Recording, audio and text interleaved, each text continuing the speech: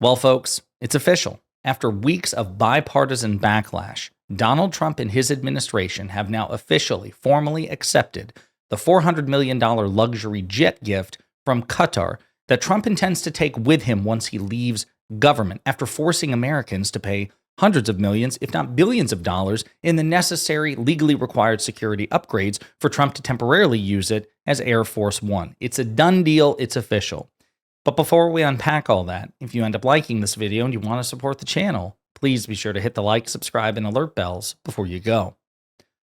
All right, folks, Politico and other outlets are reporting on this. Trump administration accepts Qatari jet for Air Force One. The controversial move sets up a fight with lawmakers in both parties.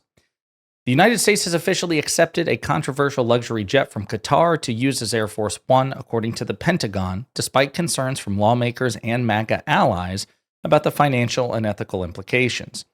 The $400 million jet will likely cost taxpayers hundreds of millions of dollars to bring it up to presidential standards, including a security sweep of the entire aircraft and costly upgrades to ensure classified communications. So I'll stop right there. Remember, according to security experts, given that the plane is valued at $400 million, the necessary legally required security upgrades could cost up to 3 times the value of the plane.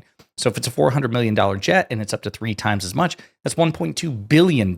So hundreds of million dollars is a bit of a conservative estimate. It could be billions of dollars that taxpayers will be forced to pay for Donald Trump to ride around on this golden palace before he takes a damn thing with him if and when he leaves office. Defense Secretary Pete Hegseth accepted the Boeing 747, quote, in accordance with all federal rules and regulations, Pentagon spokesperson Sean Parnell said in a statement. Quote, the Department of Defense will work to ensure proper security measures and functional mission requirements are considered for an aircraft used to transport the President of the United States. Donald Trump has billed the jet as a cost-saving stopgap due to massive delays in the Air Force's effort to replace the current fleet with 2 Boeing planes. But Trump's interest in the jet has worried lawmakers in both parties who have stressed the security risks and ethical ramifications of the president accepting a foreign-owned aircraft as a gift. Quote, it still sounds like a pretty bad idea to have a foreign government outfitting the most highly sensitive plane in the U.S. arsenal, said Senator Chris Murphy, a senior member of the Foreign Relations Committee in the Senate, in an interview. Murphy, who has teed up a resolution to challenge the deal, could give new momentum to the congressional pushback. Quote, this sounds like a question Congress should debate, he said. Trump has suggested keeping the plane at his presidential library after he leaves office, which Murphy called, quote, fundamentally corrupt, which is true. Now, point out, so the emoluments clause, which again forbids public officials, senators, congresspeople, and yes, the president from accepting foreign gifts, in order to bypass that emoluments clause, you need Congress's permission. So if Trump wants this luxury gift from Qatar, I would still say it's corrupt, by the way. It just wouldn't necessarily be unconstitutional. Right now, it's corrupt as hell and unconstitutional as hell. But if Trump wanted to do it the constitutionally faithful way, given that his party controls both the House and the Senate, they control Congress, you should put it up to a vote. Hey guys, give me, I really want this gift. I want my luxury golden flying palace. I really want it, so please let me have it. But he won't do that, even though his party controls Congress. So again, anti-constitutional, unconstitutional, and corrupt as hell. It's not clear how soon the Air Force, which is tasked with reconfiguring the Qatar plane, can upgrade the jet and put into service. But contractor L3 Harris Technologies will work on the electronics at a Texas facility, according to 2 people familiar with the issue, who, like others, were granted anonymity to discuss internal matters. A spokesperson for the company declined to comment. The Air Force and Boeing have been working on delivering 2 new Air Force One aircraft, but a series of issues, including cracks in the fuselage and slow going on wiring and other critical updates to the commercial 747, have pushed the delivery date to 2027 at the earliest. And that's only then if some requirements are relaxed.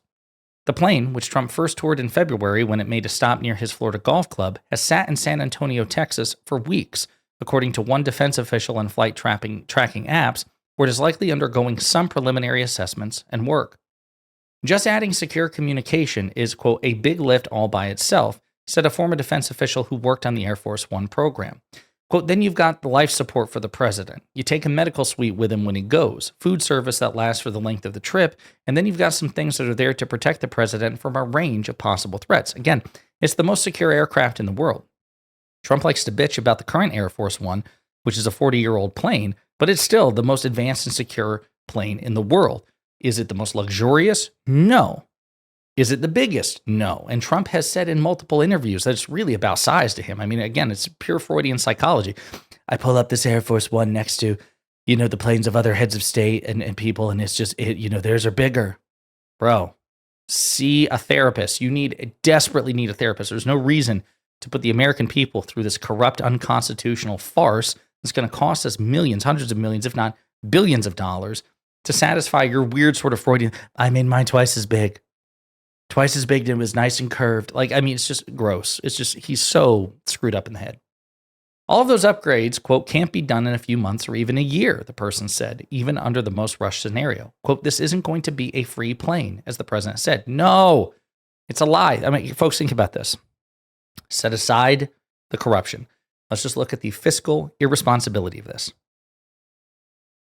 We're going to spend billions of dollars, hundreds of millions, if not billions of dollars, on the new Air Force One aircraft that Trump himself negotiated with Boeing. Trump was the one who ordered the 2 new aircraft that can serve as Air Force One that's currently under development. He made that deal, which is, again, taxpayer funded. So think about that. Hundreds of millions, billions of dollars in the Boeing Air Force One project, which is currently in development. So then he's getting this free plane. Except it's not a free plane because it's going to cost hundreds of millions or billions of dollars to create the necessary security protocols, right? The upgrades that are legally required. So you would think, okay, well, maybe he'll cancel those Boeing projects. Oh, shit, guys, this can take till 2027. Nah, you know what? We're scrapping this. We're done. Okay. Then you could at least understand the logic. Like, hey, I got this free gift from Qatar. Yes, I want a nice plane, but you know what? Yeah, it's going to cost taxpayer dollars to retrofit. But then we're keeping the plane. Like, the American people are keeping the plane. It'll be used by the next president, Democrat or Republican. And we're going to cancel those Boeing projects. But he's not doing that. He's accepting this gift, forcing the American people to pay hundreds of millions, if not billions of dollars to retrofit it. He's maintaining the Boeing contracts, which is also going to cost hundreds of billions, if not millions, hundreds of millions, if not billions of dollars.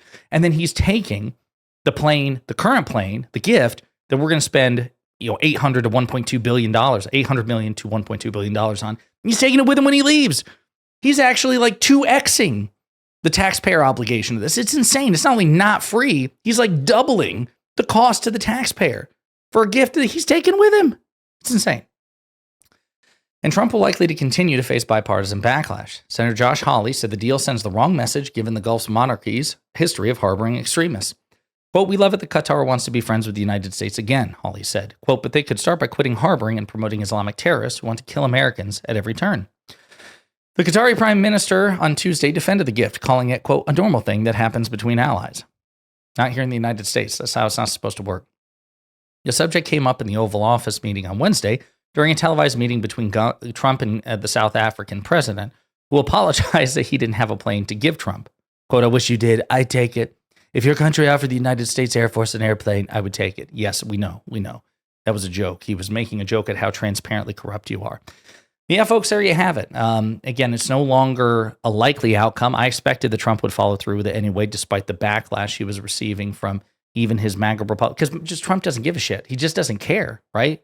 He's like a child, right? He wants it. He has to have it. And he doesn't care about how it violates the face of not just the Constitution, but ethics requirements in general. And he plans to take that thing with him once he leaves. And the Democrats should do everything in their power to make this a tangible gift, and in the sense politically, to make it a tangible burden to hang around the necks of not only Trump, but the Republican Party in general, politically speaking, and use it against them as we head into the midterms. This is objectively the most corrupt administration in U.S. history. And if President Obama did this, or President Biden did this, or President Clinton did this, the Republicans criticizing Trump would do so more vociferously if it were Democrat. And those who were staying silent on it would, be calling for the Democrats to be impeached and imprisoned. So we definitely need to demagogue this issue because it merits it. In the meantime, let me know what you think in the comments.